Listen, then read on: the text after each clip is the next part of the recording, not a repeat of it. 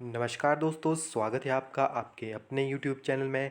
And guys, previous video में हमने Newton first law यानी इनर्शिया के बारे में पढ़ा था, क्योंकि हमें पता है फर्स्ट लॉ को लॉ ऑफ इनर्शिया भी कहा जाता है। वहाँ से आपके पास फोर्स की टर्म निकली थी। तो आज हम आपके साथ पढ़ेंगे Newton second law of motion. तो आइए वीडियो को शुरू करते हैं। थोड़ा सा इंट्रोडक्शन ले लेते हैं। न्यूटन का जो फर्स्ट लॉ था उसने हमें क्या टर्म दी थी? फोर्स दी थी। Okay, however Newton second law of motion give the relationship between net external force on a body and the acceleration produce in the body. Okay, so जो सेकंड लॉ है हमारे पास वो हमें क्या बताता है? Relation between net external force, जो जितनी फोर्सेस किसी ऑब्जेक्ट के ऊपर वर्क कर रही है उसके बारे में, एंड जो बॉडी एक्सलेशन प्रोड्यूस करती है उसके बारे में। Okay, so before stating Newton's second law of physical quantity known as linear momentum, तो फर्स्टली हम लीनियर मोमेंटम को स्टडी करेंगे और लीनियर मोमेंटम से डायरेक्टली क्वेश्चन एग्जाम में हमारे पास आते हैं। सो लीनियर मोमेंटम क्या है हमारे पास? The quantity of a motion containing in a body is known as the linear momentum of the body. कि कोई आपके पास बॉडी है, वो कितना मोशन जो है या कितनी क्वांटिटी में मोशन जो है उसके अंदर प्रेजेंट है, उसे हम कहते हैं linear momentum. Okay, so let us find on what factor the momentum of a body depends.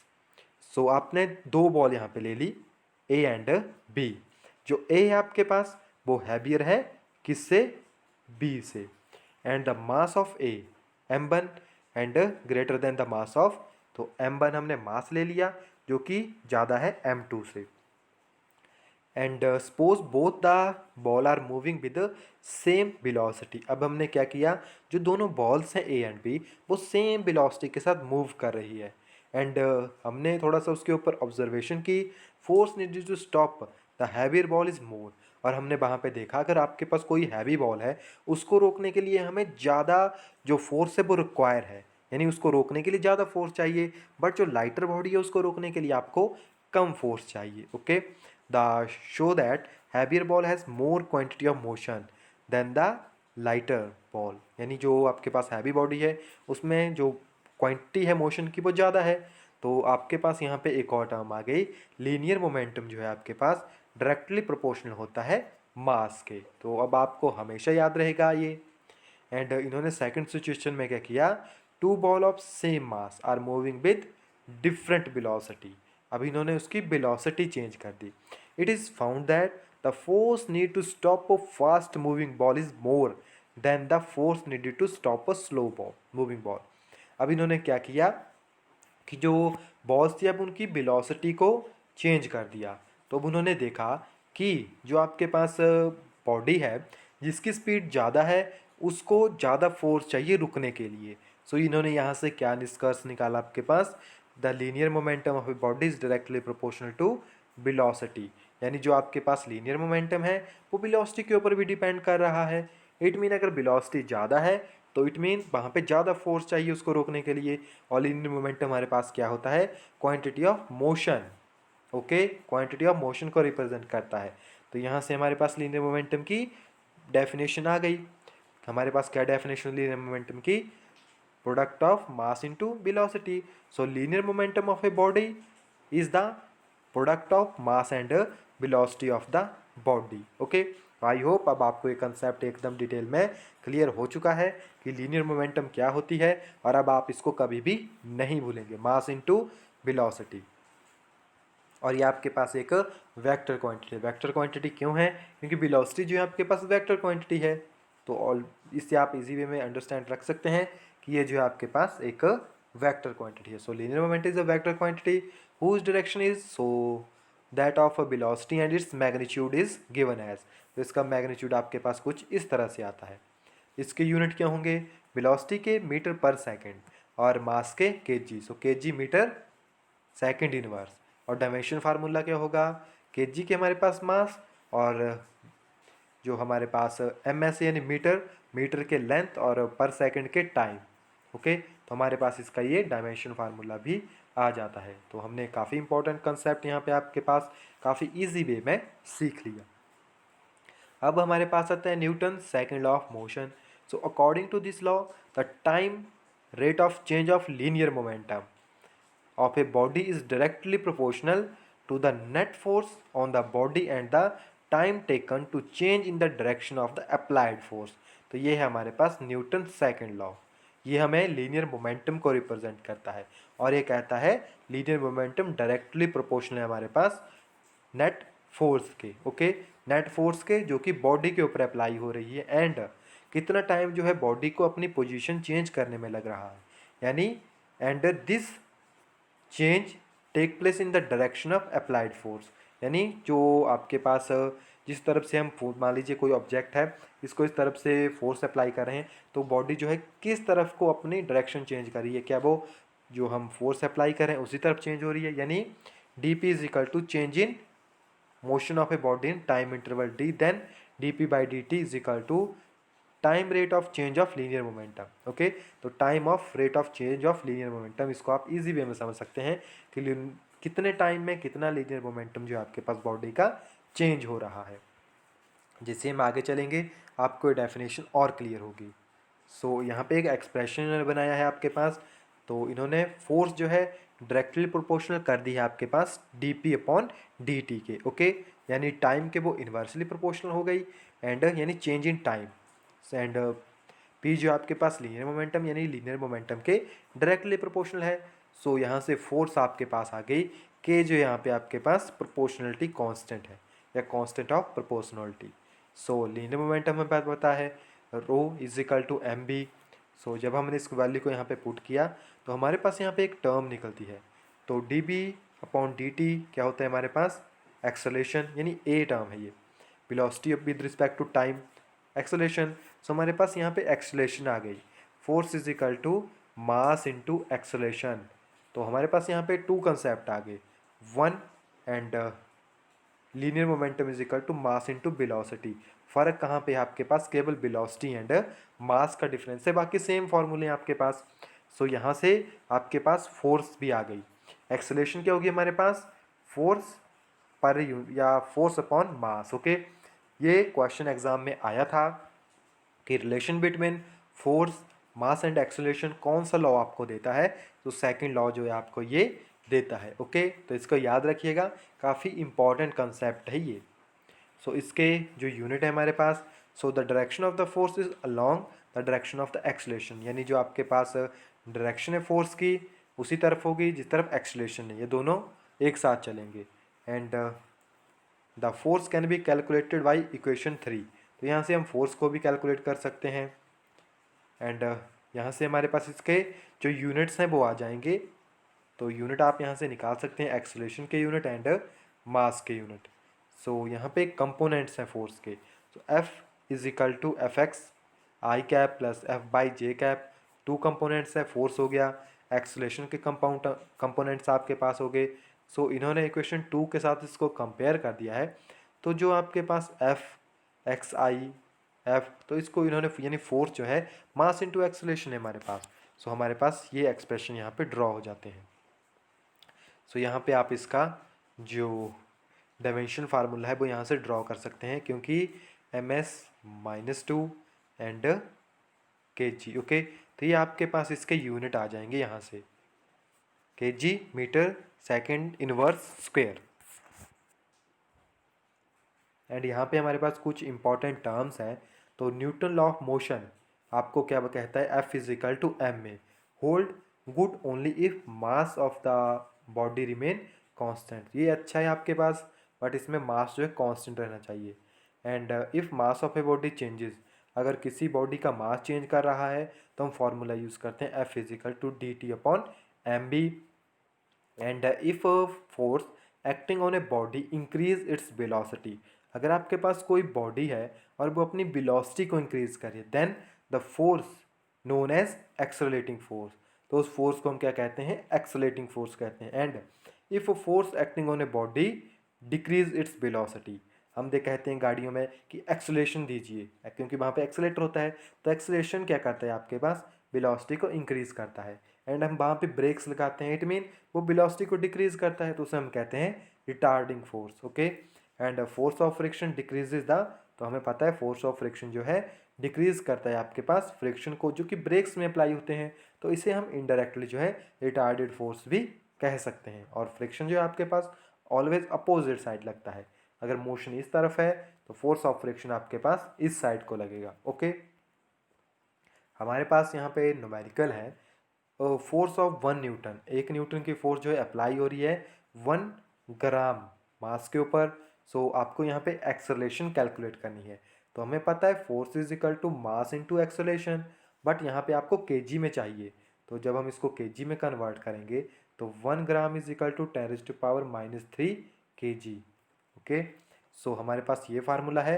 तो एक्सेलरेशन आपके पास F/m हो जाएगा। इट मीन 10⁻³ मीटर पर सेकंड जो है आपके पास यहाँ पे इसकी एक्सेलरेशन आ जाएगी। ओके, मीटर पर सेकंड स्क्वायर। नेक्स्ट हमारे पास सेम आपके पास है, यहाँ पे आपको निकालना है force. Calculate the force acting on a body with change the momentum of a body at the rate. यानी जो बॉडी आपके पास वो मोमेंटम चेंज करे। इट मीन फोर्स आपके पास क्या होती है, rate of change of momentum. Okay, यानी mass into acceleration. Okay, so it means कि आपके पास यहाँ पे रेट ऑफ चेंज ऑफ जो बॉडी की इन्होंने मोमेंटम दी है वो है आपके पास 1 kg metre second inverse square. So directly जो आपके पास यूनिट्स हैं आप केवल उनको न्यूटन में कन्वर्ट कीजिएगा, बाकी आपके पास यहाँ पे आंसर 1 न्यूटन इसका हो जाएगा। सो नेक्स्ट हमारे पास यहाँ पे टर्म आती है यूनिट। अब फोर्स के क्या क्या यूनिट हमारे पास होते हैं, तो हमारे पास यहाँ पे 2 type of unit of force.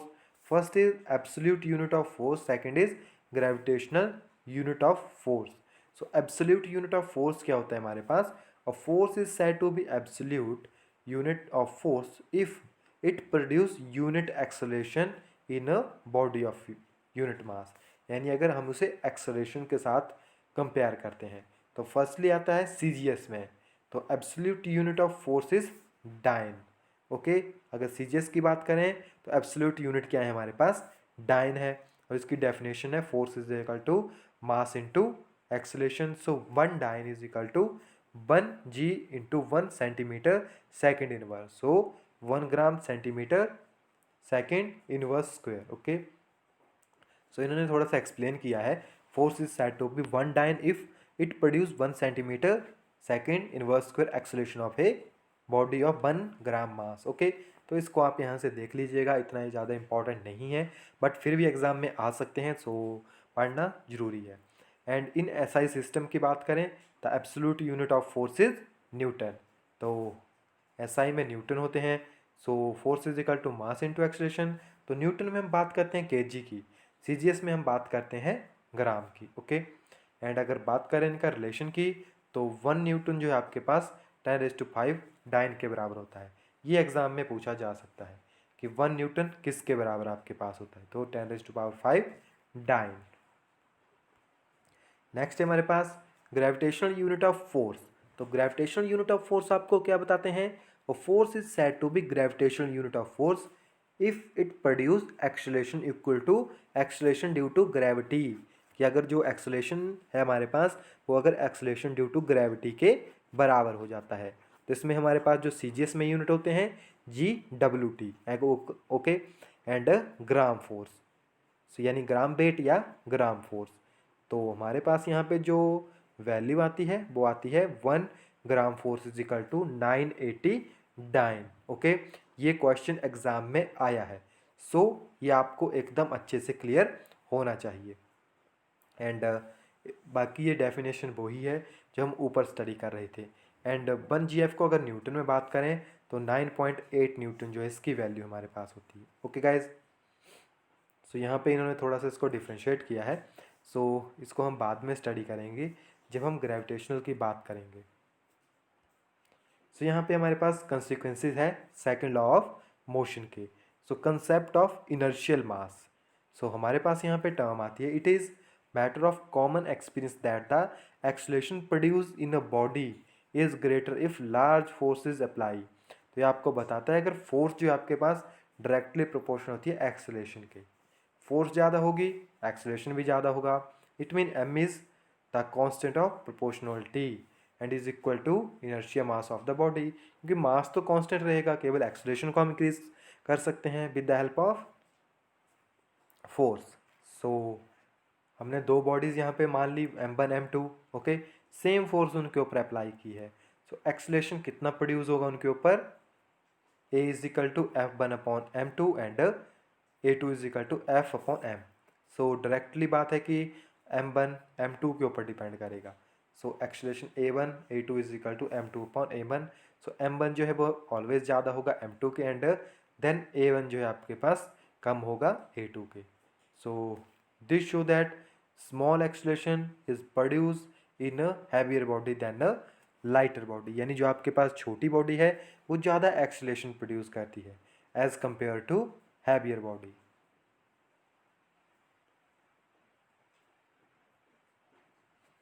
And if same force act on the both body, अगर दोनों बॉडीज के ऊपर सेम फोर्स अप्लाई होगी, hence we can conclude that inertia mass of the body give us the measurement of the position to the production of acceleration of the body. Okay guys, इनको थोड़ा ध्यान से देखिएगा क्योंकि यहीं से क्वेश्चन बनते हैं। नेक्स्ट है no force is required to move a body with uniform velocity. Uniform velocity mean जो आपके पास वेलोसिटी है वो कांस्टेंट होगी। सो बात करें फोर्स क्या होती है, मास इनटू एक्सीलरेशन।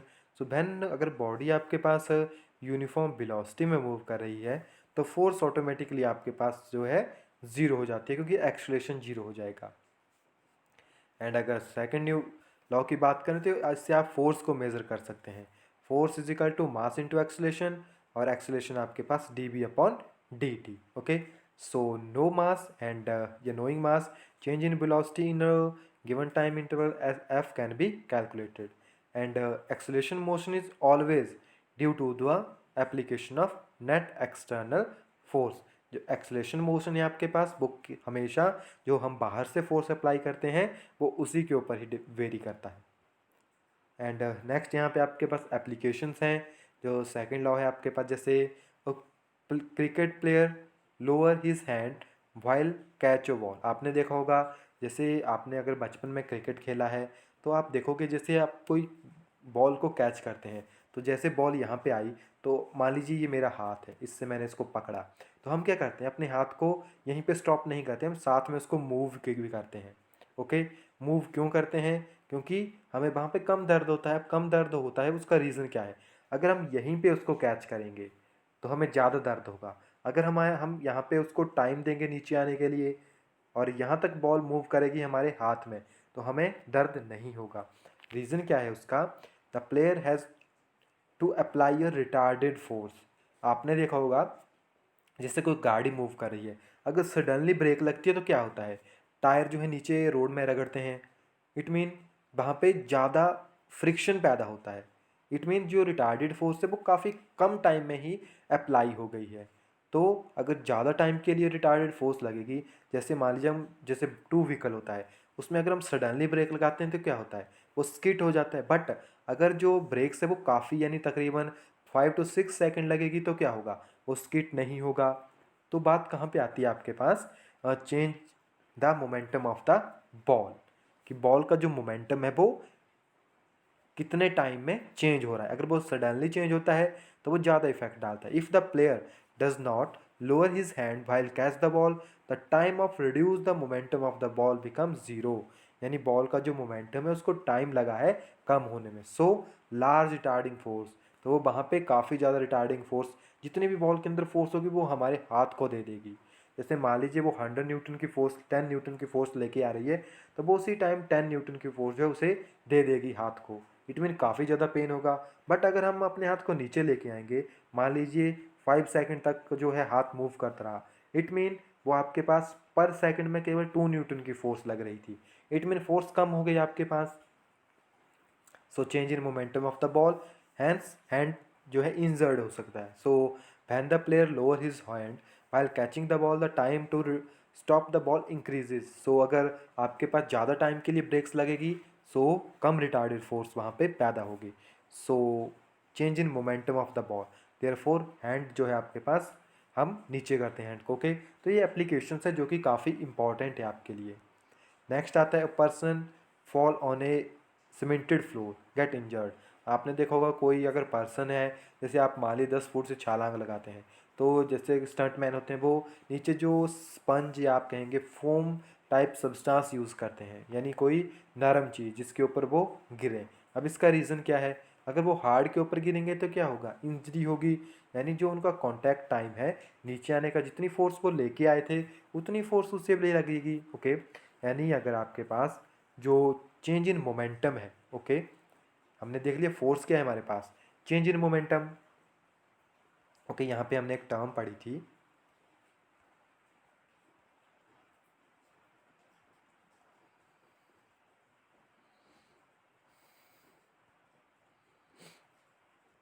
ओके, जहाँ पे हमने न्यूमेरिकल्स किया था वो वहाँ पे थी। फोर्स क्या आएगी आपके पास, चेंज इन मोमेंटम। सो अगर ज़्यादा टाइम लगेगा आपके पास, अगर ज़्यादा टाइम लगता है इट मीन कि आपको वहाँ पे कम दर्द होगा, क्योंकि हमारे पास force is equal to mass into acceleration. Acceleration हमारे पास होता है D V upon D T. तो ऑटोमेटिक की बात है कि टाइम जितना ज़्यादा आपके पास होगा, यानी अगर टाइम ज़्यादा हो जाएगा तो फोर्स आपके पास कम हो जाएगी। ओके, क्योंकि मास तो कांस्टेंट है, मास उतना ही रहेगा, बट अगर टाइम आपके पास ज़्यादा होता चलेगा तो ये कम हो जाएगा आपके पास। अगर ये कम होगा तो इसकी वैल्यू कम आएगी, इट मीन कम फोर्स लगेगी, इट मीन वहाँ पे जो इम्पैक्ट है वो कम होगा। ओके, तो इन सभी में आपको यही बताया हुआ है, तो इनको आप यहाँ से पढ़ सकते हैं। Huge damage to moving train, task place when suddenly collide, यानी कोई ट्रेन जो है आपके पास सडनली किसी स्टेशनरी ट्रेन के साथ जो है टकराती है, आपके पास जो व्हीकल्स हैं वो उनके शॉकर का यूज़ क्यों किया जाता है। Okay, and glass wares and china ware are wrapped in straw, जो आपके पास बर्तन होते हैं उनको रैप किया जाता है अच्छे तरीके से ताकि वो टूट ना जाए। ओके, तो यहाँ पे आपके पास जितने भी ये एग्जाम्पल हैं इनको आप यहाँ से देख लीजिएगा। नेक्स्ट हमारे पास टर्म आती है इम्पल्स। अब इम्पल्स क्या होती है, काफ़ी इंपॉर्टेंट टर्म है। इम्पल्स आपके पास होती है फोर्स इनटू टाइम। हमने लीनियर मोमेंटम देख लिया, rho is equal to mass into velocity. अब हमने फोर्स देख ली जो कि सेकंड लॉ से हमारे पास आया था, ये दोनों सेकंड लॉ से हमारे पास आए, फोर्स हमारे पास फर्स्ट लॉ से आई है, मास इनटू एक्सेलेरेशन। अब हमारे पास सेकंड लॉ से ही एक और टर्म आती है इम्पल्स। इम्पल्स हमारे पास होती है फोर्स इनटू टाइम, कि कितनी फोर्स जो है कितने टाइम में लग रही है, उसे हम कहते हैं इम्पल्स। यानी impulse is defined as the product of average force and time interval for which the force act on a body. Okay, याद रखिएगा काफ़ी इंपॉर्टेंट टर्म है ये, इसको जे के साथ इन्होंने डिनोट किया है। तो यहाँ पे मैं डायरेक्टली एक्सप्रेशन के ऊपर चलता हूँ। So force into small interval या small time interval for which force apply. जैसे आपने किसी दीवार के ऊपर बॉल को मारा तो इम्पल्स यहाँ पे होगी, जो बॉल जब दीवार के साथ टच होगी। तो ये भी आपके पास एक वेक्टर क्वांटिटी है क्योंकि इसमें आपके पास डायरेक्शन है। एंड इम्पल्स के यूनिट आपके पास होता है न्यूटन सेकेंड, एंड इसका डायमेंशन फार्मूला आपके पास आ जाएगा क्योंकि यहाँ पे फोर्स है आपके पास, एंड फोर्स इनटू टाइम की बात करेंगे तो हमारे पास बनेगा ml/t-1। ओके, सो जो लीनियर मोमेंटम के आपके पास आए थे वही इसके यूनिट आपके पास होंगे। सो नेक्स्ट हमारे पास है न्यूटन थर्ड लॉ। तो चलिए इसको हम नेक्स्ट वीडियो में करते हैं क्योंकि अभी हमारे पास काफ़ी टर्म जो है वो अवेलेबल है। सो ये आपके पास काफ़ी टाइम लगाएंगे। सो नेक्स्ट वीडियो में इस टॉपिक को हम कवर कर देंगे। ओके, यानी इस चैप्टर को ख़त्म कर देंगे। सो मिलते हैं नेक्स्ट वीडियो में, तब तक के लिए thank you, have a nice day.